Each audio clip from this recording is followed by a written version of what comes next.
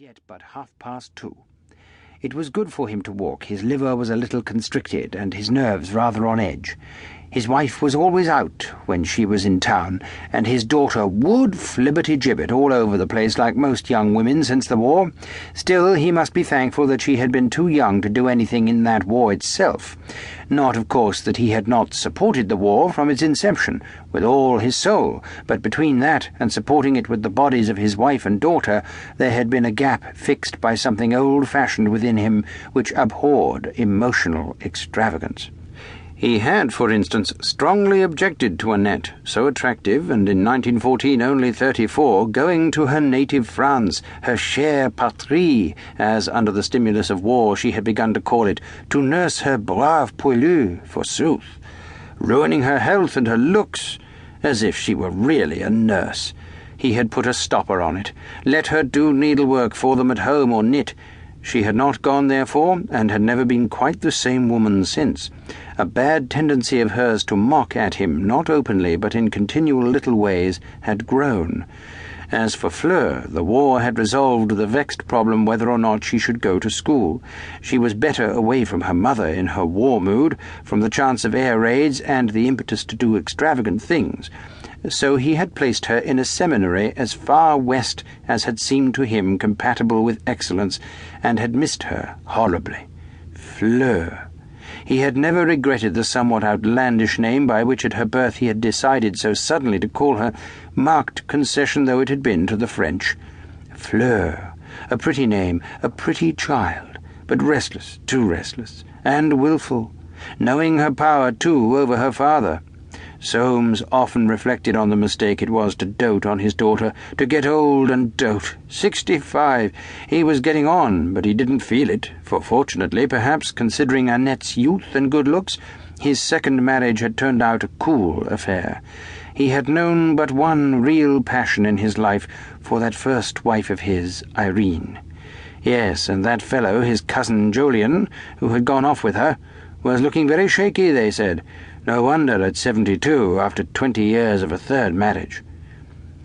Soames paused a moment in his march to lean over the railings of the Row, a suitable spot for reminiscence, halfway between that house in Park Lane, which had seen his birth and his parents' deaths, and the little house in Montpelier Square where 35 years ago he had enjoyed his first edition of matrimony.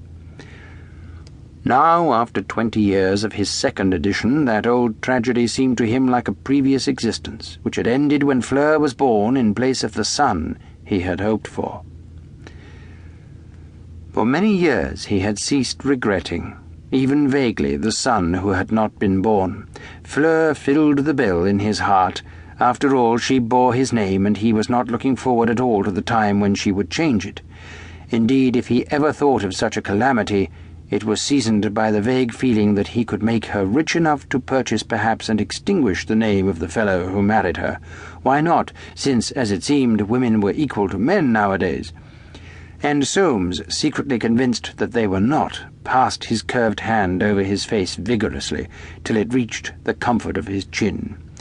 Thanks to abstemious habits, he had not grown fat and flabby. His nose was pale and thin, his grey moustache close-clipped, his eyesight unimpaired. A slight stoop closened and corrected the expansion given to his face by the heightening of his forehead in the recession of his grey hair. Little change had time wrought in the warmest of the young Forsytes, as the last of the old Forsytes, Timothy, now in his 101st year, would have phrased it. The shade from the plane trees fell on his neat Homburg hat. He had given up top hats. It was no use attracting attention to wealth in days like these. Plane trees. His thoughts travelled sharply to Madrid, the Easter before the war, when, having to make up his mind about that Goya picture, he had taken a voyage of discovery to study the painter on his spot. The fellow had impressed him, great range, real genius. Highly as the chap ranked, he would rank even higher before they had finished with him. The second Goya craze would be greater even than the first, oh yes, and he had bought. On that visit he had, as never before, commissioned a copy of a fresco painting called La Vendimia, wherein was the figure of a girl with an arm akimbo who had reminded him of his daughter. He had it now in the